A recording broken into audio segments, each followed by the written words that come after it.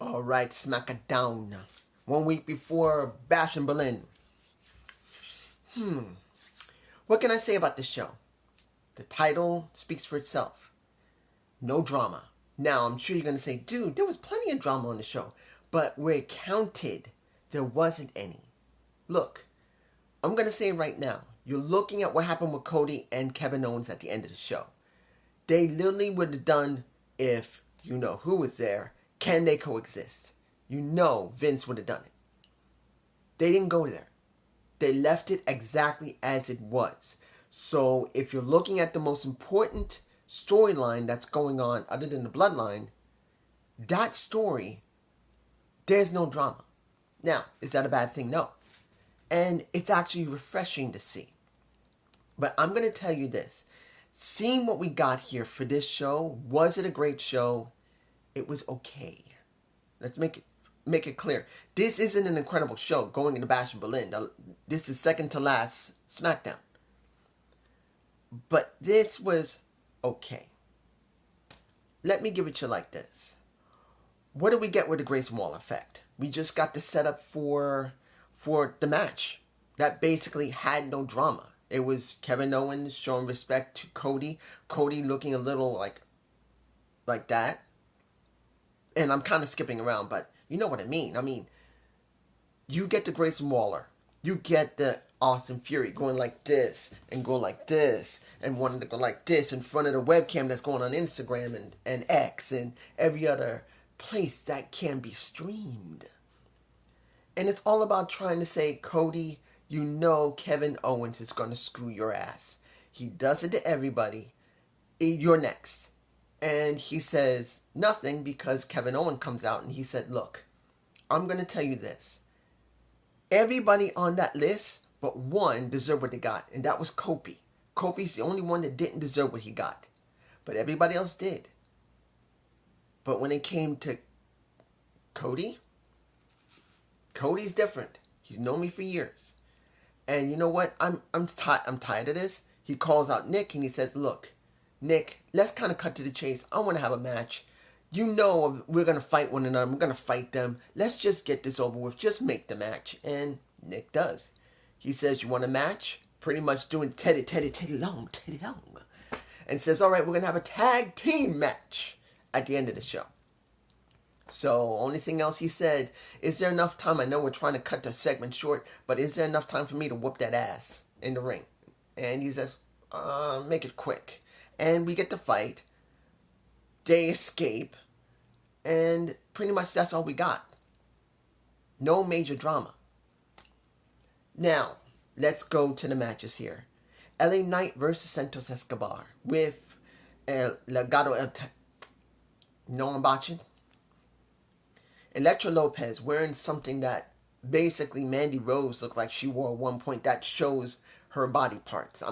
Look, I'm not trying to sound sexist. I'm not trying to sound perverted or nothing or dirty. Well, it does sound kind of dirty. But tell me the clothes that she just wore that has a fleshish color, that kind of has the color of flesh, is any different than what Mandy Rose, when she was in NXT, when you could see her ladies area and her nips. That's not much different. The only thing, they didn't pan into her very deeply. She just looked like that. She was a lot more classy. Not saying I wouldn't enjoy seeing it, but that's what we got. And pretty much, we got Angel and Carrillo messing with the match, messing up LA Knight, and then getting sent to the back along with Elektra. Then we just got the match that eventually LA Knight won. And now LA, I believe he's having an open challenge at pretty much Bash in Berlin. Don't know who it's going to be. It probably will be if, and that's if, Logan comes back. And I know people are going to say, or someone's going to say, dude, you know Logan's got problems. Why do you want Logan there? Look, I am not telling you I don't know about what's going on with crypto and also suing Clonezilla. I know about that too. So you don't tell me that. I do know. He is not doing good things, but TKO WWE is still making this so they don't have a problem with him. So he's, if I'm right, he may show up, or someone else. I don't know. But if he does show up, I won't be surprised. So that's what we got. 6-woman tag. The tag champs with a... Understand, I like Blair Davenport. But then you're dealing with Naomi. You're dealing with Bianca, and you're dealing with Jade. And I just don't feel it. I'm not saying the match was bad. It was not. Jade looked better. I don't know about anybody else. But when you see how she was using her power, she was fine. Now, does she have good ring work other than power? That's still very questionable. She still needs some work, but she is doing well with the power. And her response with the fans in DC was quite dramatic. It was very loud. It was very poppy. No problem with that. But I'm like, what are we really getting with the tag champs? What are we getting with Bianca, with Jade, with Naomi, who managed to get the pin on Blair Davenport? And that's the first pin she's had that she won, but it's in a 6-woman tag. Where is this build for Naomi? I don't see one. I don't see a build for Naomi. Only thing I'm seeing is like they're in a holding pattern right now when it comes to the tag champions. And when it comes to Bianca and Jade Cargill, I truly don't believe that they believe that Jade is ready to go off on her own yet. And they gotta give her something to do. So they're gonna keep her with Blair. They're gonna keep her with Alba. They're gonna keep her with Bianca and Naomi. And they'll throw in Blair Davenport. They'll throw in maybe, well, Carter and Chance is not on SmackDown. So they're gonna have to find someone else that's gonna be dealing with them. I think, who else is on there? Indy Hartwell, maybe she'll be dealing with her. Because she needs more people to work with. And that is a Jade Cargill. This is all about Jade. To try and build her up and get her ready so she can go off on her own. But she's not ready yet. That's the way it looks. Next, tag match. Street Profits versus the tag champs. Now, what did I think about the segment before then? It was fun. They're doing the Freebird rule. That's what this is. They just did the Freebird rule because Tonga Tonga and Tonga Loa were champs. But, unfortunately, Tonga Loa was wearing the eye patch and Jacob Fatu had to do the work, which now he's still wearing the boot. And you hear DC, acknowledge me. And then what do we get? 3 points. 1, Roman's done. 2, I'm coming after that title. I don't care who wins it. I don't care if it's Kevin. I don't care if it's Cody. I'm coming to get it. And 3, he calls pretty much Jacob Fatu up, still wearing the boot, and he says, hand me the title. He's about to answer. No, wait. Go to Tonga Loa. Hand it to him. Which he didn't complain. He gave it. And he said, you cannot be tag champ if you're my exclusive enforcer and bodyguard. You can't do it. And you see that Jacob's like this. He comes over, he gives him a hug. I acknowledge you, Tribal Chief. I acknowledge you, Tribal Chief. He's just doing that. So now, he is not tag champ anymore. They've done the Freebird rule. Tamaloa is now in now, with Tamatonga. We get the match where pretty much the Street Profits were not going to win. Let's make it clear. Why would they do it 1 week before Bash in Berlin? They were not going to win. They weren't. They just want to get a match done. Now, I'm going to say this when it comes to BFAB. Don't say much about her. Do I believe she's added to the Street Profits? Yeah. She is a good mouthpiece, so I'm fine with her being there. And she is a beautiful woman, no problem. She's still like this. She's not like this. Or like... But having the appearance no better than Maxine Dupree does not take anything away from being someone that has some hotness. Because BFAB is as beautiful as Maxine Dupree is. And she's done her job. She's managed to keep being a mouthpiece and still being interesting. Not 100% useful because she is a mouthpiece. But that's it. That's what she is. She's a manager. She's a mouthpiece. That's what we get. Fine. Let me give you this. What did I feel about the vid pack for basically Berlin And let me get it like this. I don't really remember that much about when Raw went to Berlin, Germany, because Berlin, Germany, because at that time I wasn't able to watch much wrestling. That was around the time my son was born. I was working a lot. My ex-wife was not really interested in wrestling, and I didn't have enough time to watch it, and she didn't like seeing it. So I really don't remember if I ever did see it or not. I rarely saw wrestling.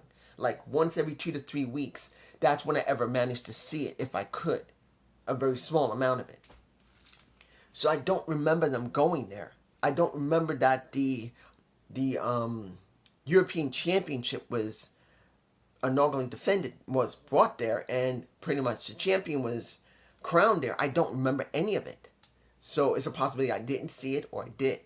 I just don't remember. But seeing that she narrated it was fine. It's alright.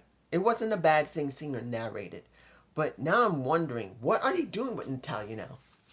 What are they doing with her? Is she now because she is the GOAT, best of all time, what is she doing? Is she still wrestling?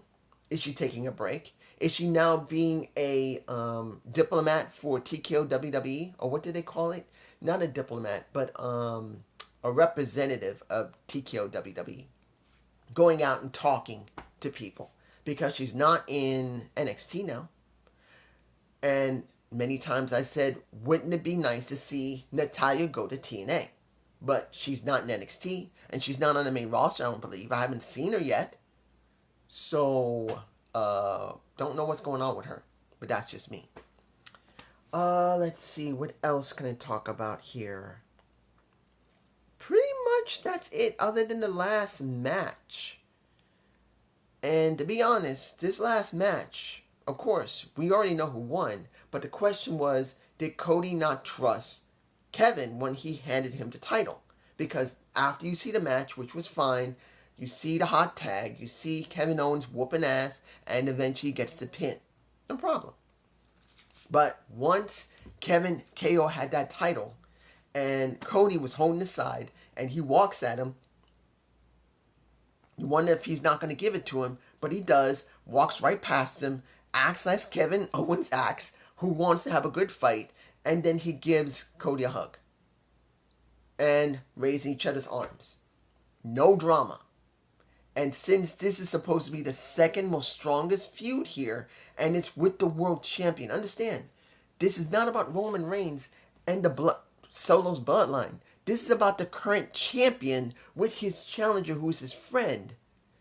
And normally, as I said earlier, you would see a Vince book, can they coexist? No. He would normally not allow it.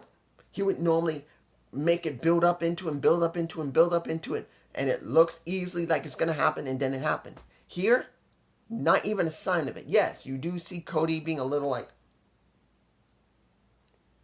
offish.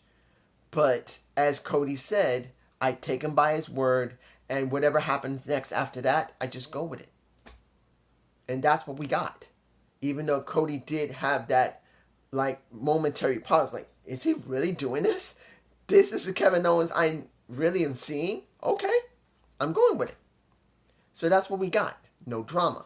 Now, next week, in the final match let me give it to you like this. We know the final matches are coming for Raw and SmackDown next week. That's going to lead into Berlin. Will we see Kevin Owens' turn? It would be not too surprising if they tried it. But if they did this, I wouldn't mind continuing seeing it because I don't like when Vince does it. Now, mind you, if you've noticed how SmackDown has been booked lately and how the production is, every time I punch, tell me you haven't seen that. That garbage little... I can't stand that. Whoever's running SmackDown is doing that, and I don't like it. But in general, production has not been that bad. It's not like it when it was Vince's control. But I'm not going to say that this show was spectacular. Was it? And I know you're going to say, what do you think about LA Knight, though? He's over. Yes, of course he is. He's my boy. Remember, JD didn't have any interest in LA Knight. Just Alex had no interest in LA Knight. I knew from 2014 or 15 that he was the real deal. He just had one weakness and he worked that bitch out. So look where he is now. So for me, I love LA, but there's nothing really substantial here. But it's just me. Peace.